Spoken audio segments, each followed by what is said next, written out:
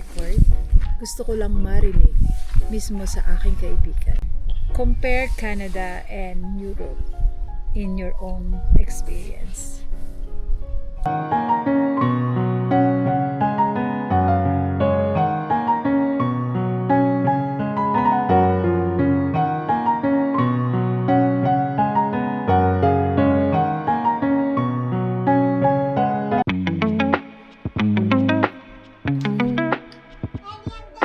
Hello fam, good morning, maayong buntag, maayong adlaw sa tanan.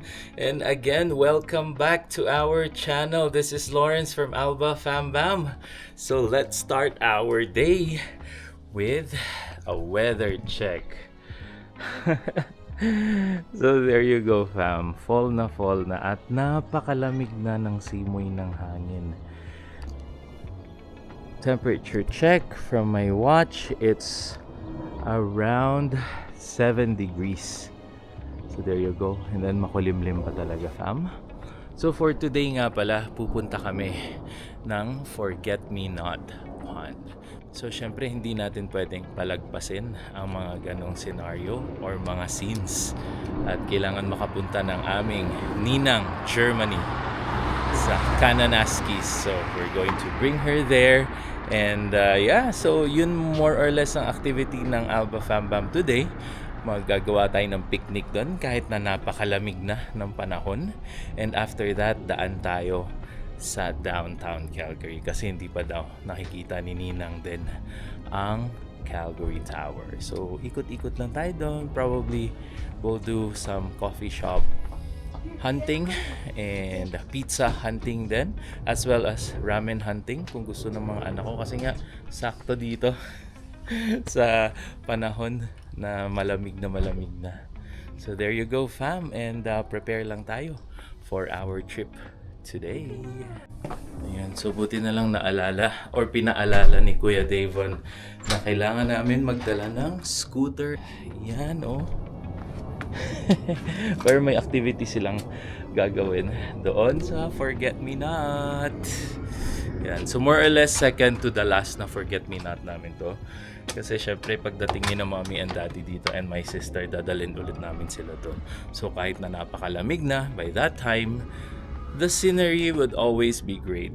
Kasi naman, fall season naman. So yung mga leaves doon, yung mga trees, gold na or red na or orange na. So I think sulit pa rin na dalhin sila sa Kananaskis.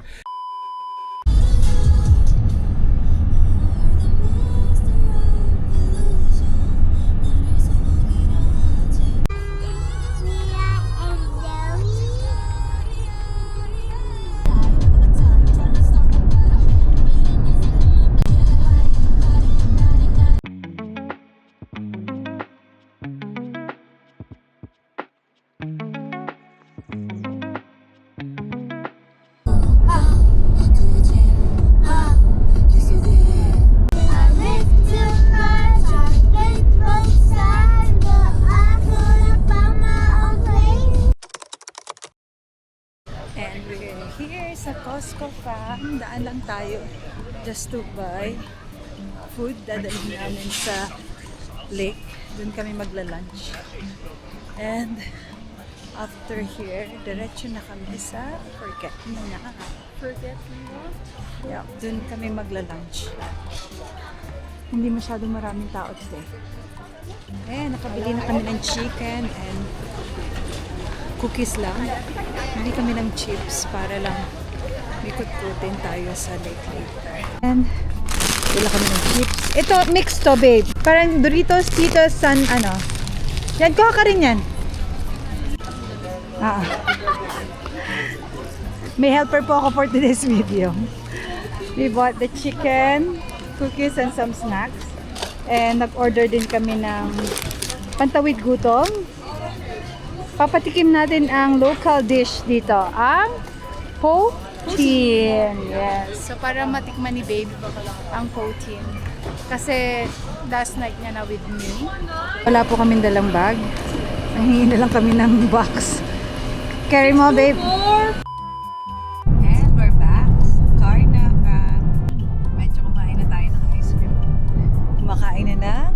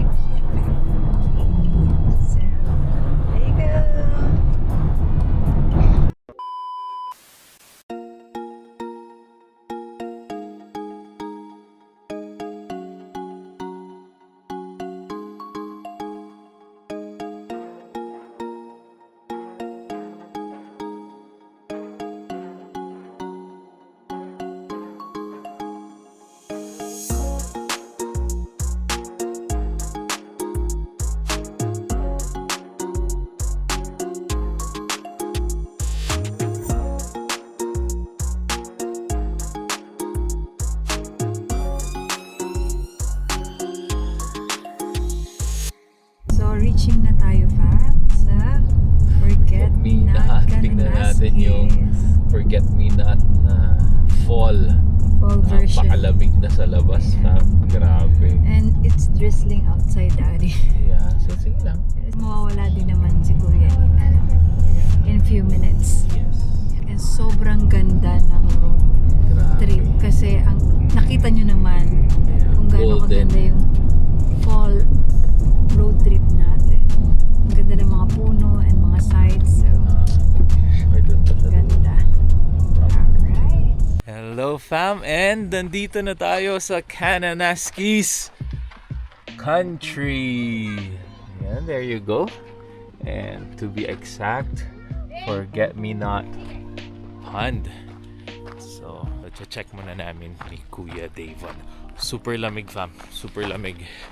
Feeling ko nasa 0 yung temperature dito sa gilid ng Forget Me Not Pond. Yan, kasama ko si Kuya Davon. Hanap lang kami ng table na mapagsa-stayhan. At sobrang ganda pa rin naman. So, check it out. Check it out. And for sure, nakita nyo rin yung video namin nung summer naman na nandito kami. Super ganda. Blue yung pond na to. So, we'll see kung saan tayo pwedeng umupo. Medyo nagde-drizzle nga pala. So, go check it out. Super lamig fam. And ayun nga, mahilig tayo sa bonfire. Pero wala eh. Nakalimutan kong bumili ng fam, ng wood. So sayang, kung may firewood, sana pwede tayo mag bonfire and painit dito. But anyway, next time pag nandyan si na mommy, I think we could do that. So balik lang ako ng sasakyan, kuha lang ng mga cutleries namin and food. Dito kami magla-lunch. Ayan, may mini setup kami na tent para lang may resting place and setting up for our lunch.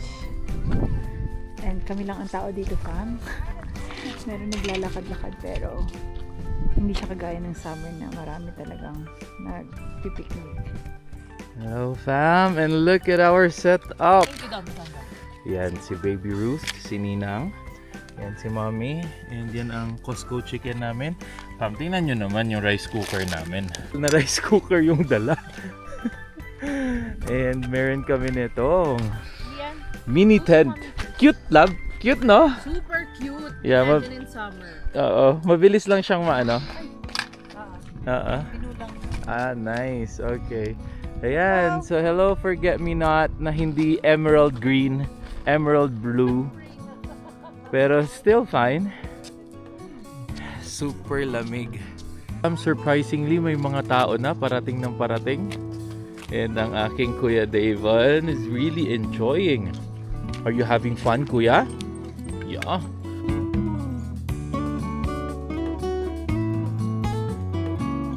Hi fam! And tapos na ang lunch namin. Nag-chill lang kami dito sa Forget Me Not pond view namin. Naglalakad na si Daddy at ang kids. Nag-walk around lang kasi nag-scooter si Kuya. Telling stories about our lives before at ngayon at ang mga plans sa future. Diba? And look at our Daddy. May dala po siya. Nangahoy po siya dito. Kasi Natin gawan ng paraan ang fire. Kasi may Bonfire. bonfire dito. Campfire. Meron ditong campfire, so hindi kami nakapagdala ng wood na pwede nating singgihan dito. So, nangahoy po ang Daddy just to have that. So hopefully, mag-burn to siya. At kakuha tayo ng malaki-laking wood. Ayan. And look at that fam! We start our fun! Ang galing ah! Galing ba? Galing ba? Nagawa ng paraan. Yeah. Kasi ang lamig na nga. Some tissue too. Yay! Oh, wow. And maglalakad naman muna kami. Ikutin namin ang Forget Me Not. I don't know what it's called, but it's not a lot. I mean, we have some, but not like So naiwan ang mag-aama. Nag-bonfire sila doon. Kasi nga malamig na naman talaga. So we're just walking around here, exploring the pond. Na naikot ko na to, pero syempre kailangan maikot ni Baby Ruth ang aming forget-me-not pond. Oh yes, we have to. In summer, when you come back, you have to look for the forget-me-nots. Exactly. That's Kung gusto why niyo it's bumisita dito sa Alberta, Forget-Me-Not Kananaskis. Ang ganda dito talaga. Cute-cute lang yung area. So cool. Grabe ang lamig. So, magpapahinga lang muna kami dito kasi ini-enjoy namin ang view from. For the record, gusto ko lang marinig mismo sa aking kaibigan. So, what's the difference of life in Europe, in Germany, to be exact, and sa na-feel niya ngayon dito sa Canada for 4 days. Babe, compare Canada and Europe in your own experience. Although it's only like few days, but you can see, First impression. yeah. First, if I compare it to Germany, I would say that Canadians are very friendly. They ask, "Hey, how are Hi, you?" how are you? Like Yeah. randomly, they will It's just true greet naman. you. It's true. I mean, Germany, no one does that, right? They'll be like, "That's weird." Yeah. So, passing by lang. Oo, ganon. As in, Like, no one. tingin, just like that. And no, you will not even make eye contact. Ah, talaga? No, why? That's weird if you make eye contact. Ah, okay. So, you just don't. You just do your own thing. Most of the time, like if you live in the city, you won't even know your neighbors. Yeah. So I don't know how it is here in Canada. Like, do you know your neighbors or anything? Actually, hindi rin Hindi rin. masyado. But then, because you have kids that go to school, which is yung school is around the community lang. So, you will know na, oh, neighbor pala kita. Oh, saan kayo nakatira? It's just like around the corner, blah, blah, blah. So, yeah. Doon lang kami nakakilala na nag-school si Davon. Kasi, yung school niya is, meron lang, certain area na doon pwedeng mag-school yung mga bata. So, yun. I think very big difference is the language. Oh, yeah. So It's true. in Germany, you have to speak German. You need to learn. You need to learn German. If you want to integrate in the culture, you have to speak really the language. You have to learn it because Kahit basic lang. yes, Conversational. you have to. Okay, so if you wanna, I would say like understand the Germans. I always tell my friends that Germans are very funny, but they make their jokes in German, right? Okay. So for you to understand the joke, you need- have to have the comprehension of the language. Ah, okay. And actually Germans like small talk. I don't agree that they don't like small talk. But of course they do their small talk in German, In their language. in their language. So Yeah. I've met a lot of, what is a lot? I've met a few Filipinos who can speak German at work, which is in the hospital. Yeah. But they can't do small talk because they're hanging out with Filipinos in their free time. So, like They it's- don't, they they can't can't practice the conversation of German Yes, language. Yes. And it makes a huge difference. Yeah. Kasi dito naman in Canada, the only language is English. And then when you have Filipino community, Filipino. But Filipinos knows how to speak English in general, 'di ba? Not unlike in Europe, in Germany. In Germany. Well, Germans speak English. They could if they want, Yeah. but they're not comfortable, right? So, and they would always think you're a foreigner. You came to our country. You should learn our language, which I agree. Like Yeah. I've Totally. encountered a few where they say like, "Oh, you should speak German because you're in Germany," and like that's why I do, right? Yeah. So It's true. they're very conservative. I don't know how it is in Canada, But Germans are like, I think it's the same, like the Canadian culture, like buy your own local products. Yeah. It's the same Yeah. in Germany. As much as possible. Even Yeah, their local. cars, right? Yeah. They would, if you see in Germany, a lot of people will drive BMW, Volkswagen, Yeah. Audi, Yeah. Mercedes. Very nationalist din, Yes. I can say. Yeah. Yes. But it's, I think our government is trying to make it easier for immigrants to come, Okay. but I think a lot of people don't want to spend 1 year To learning the the language, language. because it's like full time, really 1 year learning the language. And for example, for me, I learned 7 months intensive, like Monday to Friday. But after that, I went to university and I did not understand anything. Like really, I went to class, to lectures, and I'm sitting there and I'm like, So the level of German language na inaral mo for 7 months is different when you go to the university. yes, because what you learn, it's like going to school, right? What you study and what when you go for your internship are Different. two different Yeah, things. it's Yes. true. It's So true. you need the basics, you Yeah. need the theory, Yeah. but then when you go out there, it's another 1 to 2 years. I always tell Yeah. people I meet that give yourself 2 years. When you come to a new country, it takes so much hard work and perseverance and Adapt- determination, and it is so much pain and struggle, like it's like today masaya ka, tomorrow no. Yeah. Today you're making small wins, tomorrow disappointments. Yeah. So I always tell people when they move to Germany, give yourself 2 years. After 2 years, if you still don't like the country, then feel free to leave. And I don't know anyone who has left Germany after 2 years, Okay. because it's a beautiful country. Germans like to complain. This is a fact. I don't know how the Canadians. every citizen of their own country naman, you have something to complain. Although you need to be thankful in the first place, but you still always have things to complain. Whether in Canada, in the Philippines, or in Europe, in Germany. So it depends pa rin, di ba? Kasi syempre you're living in the country and everyday yun yung nararanasan mo. Syempre may mga desire tayo sometimes na gusto nating mangyari to, hindi nangyayari, nakala mo. I don't know, it's based on our experience. We live in how many countries na ba?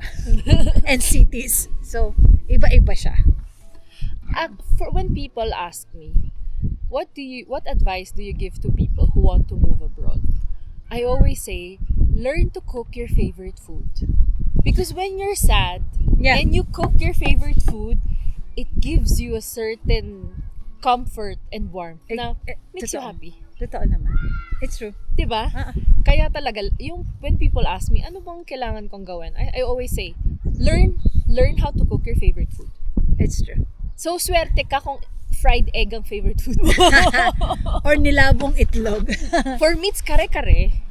Pero na-perfect ko na siya. Bulalo. Yeah. In Germany, I do sisig. I can do sisig, yes. Wow. And actually, when I tell my German friends what sisig is, parang, what? Like, no, babe. Ginagawa ko siya from pig head. So, Really? yes, we have a friend who has a pig farm, and the butcher. Yep. He knows that I cook sisig. Mhm. So he would ask me, do you want a pig head? Hindi deliver niya ako ng pig head. And then, isisisig ko siya. So, one time, I invited him over. Sabi ko, okay, I'm cooking sisig. Come and I'll let you try. So, nung una, medyo tinatry niya. Sabi niya, what's this? Naubos niya, babe. Naubos niya yung buong plato ng sisig, hindi yung plato niya. So, sabi ko, ay, okay. Masarap naman kasi talaga. Oo naman. Masarap naman talaga ang sisig. Oo.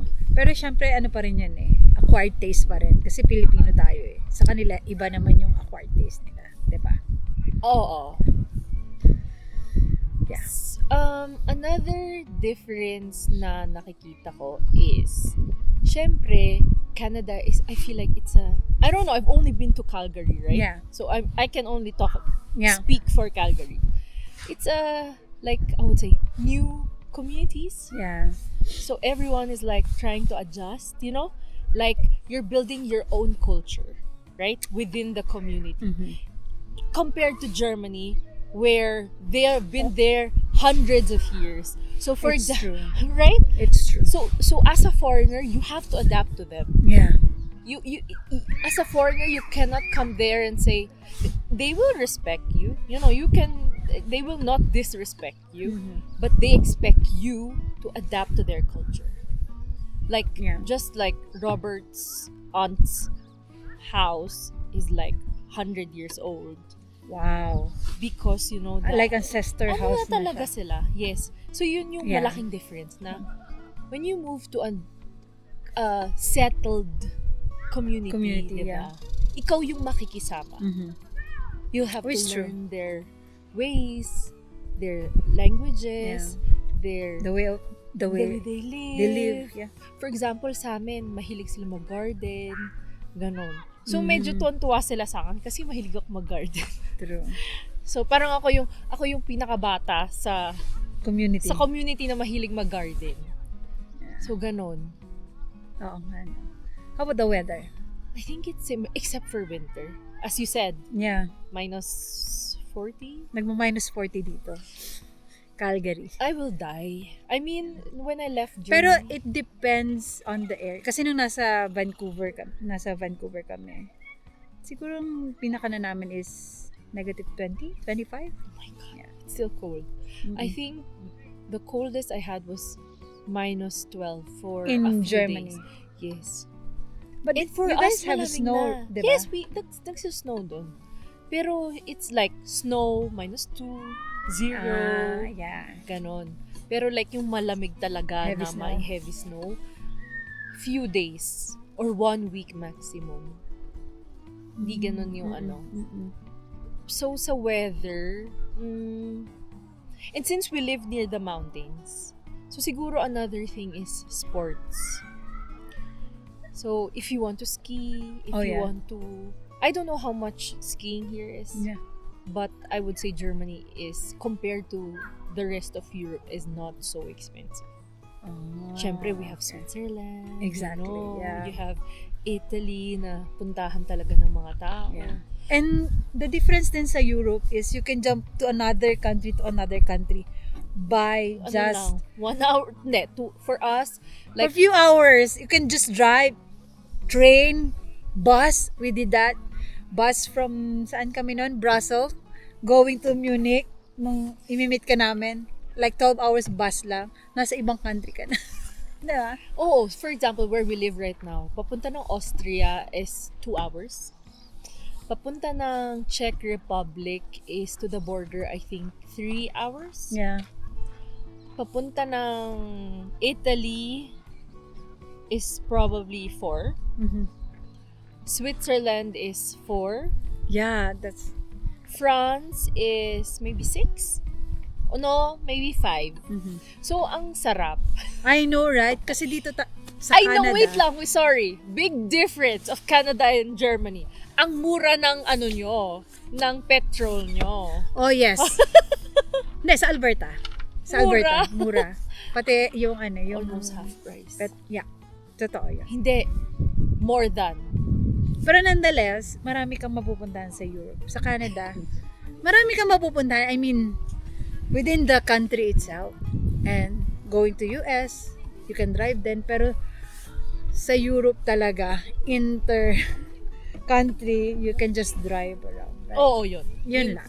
Yun talaga, when you like to travel to see different culture. Yeah. Diba? Kaya kasi nung naka-Flixbus kami noon, parang saan ba? Netherlands, let's say. Tapos, on the border, mag-move ka ng France. ibang-iba din. Yes, yes, Like- I agree. Like, I totally ibang, na alam mong nasa Yes, ibang country ka I na, agree. past that border. I agree. Yeah. Like, for example, I always say, which is, I don't think there's anything wrong, it's my own opinion. Yeah. Germans and Austrians. So, you know, you will not be able to differentiate who's German and who's Austrian, Yeah. right? So, a little bit sa accent, ganon, pero pares sila ng sinasalita. But when it comes to service and hospitality, It's different. Austrians, amazing. Oh, They're really warm, hospitable people. So, like especially the mountainous area, ay, sa Alps, ang babait. I know. We went to Super. Austria Alps. Yes, Right. that's why. So, I remember that. nag-ano kami. We went to the highest, to the Nag-hike tayo tallest, to the tallest mountain in Germany. Zugspitze. Yeah. And we drink beer on top. Yeah. On top of On top of that. It was so cold, I remember. It is. So, but it's, what I like about Canada is, ang laki ng roads. I love the Oh, yeah. parking. I love the parking. I was telling her, yung Na? parking sa Canada for 2 cars, for 3 yun sa Germany. As in like, or sa Europe in general, like siksikan talaga. And you have also very big cars, right? Yeah. Sa amin, paliitan. Mhm. I mean, not in Germany, maybe Italy. Yeah. But most of the people drive small cars In Europe. in Europe Yeah. because of, it's small cities. Small city, yeah. Small parking. parking. Oh my God. I think Canadians will have problems parking in Europe. I don't know how Canadians are when they travel to Europe, but Yeah. mahirap. Yeah, some of the differences na napapag-usapan lang naman natin. So, I think we need to go. Yes, I think so. It's getting It's cold. getting cold and uulan na ata, babe. Let's go! Hi, fam!